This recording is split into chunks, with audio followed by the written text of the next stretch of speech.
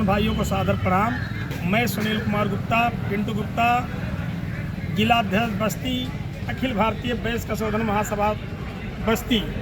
मैं आप सभी कसौधन बंधुओं से सादर निवेदन कर रहा हूं कि आप लोग अपने घर परिवार में अधिक से अधिक जात प्रमाण पत्र कसौधन का ऑनलाइन आवेदन करें। आज दिनांक 19/1/2026 को तहसीलदार महोदय हरैया से मुलाकात हुआ।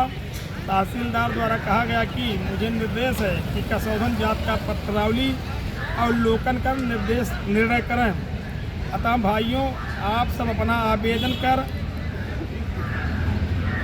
रसीद हमें उपलब्ध कराएं। मेरे व्हाट्सएप नंबर 99 190 39 532। आगे की सूचना आपको दिया जाएगा। धन्यवाद। जय कसौधन, जय कसौधन, जय कश्यप महाराज। नहीं तो कभी नहीं। सभी कसौधन बंदियों से फिर एक बार आग्रह है कि आप लोग नीति से जागो, अपने दुकान घर से निकलो, आगे की लड़ाई लड़नी है।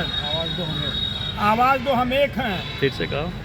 कसौधन समाज जिंदाबाद, जिंदाबाद, जिंदाबाद, जिंदाबाद। जिंदाबाद।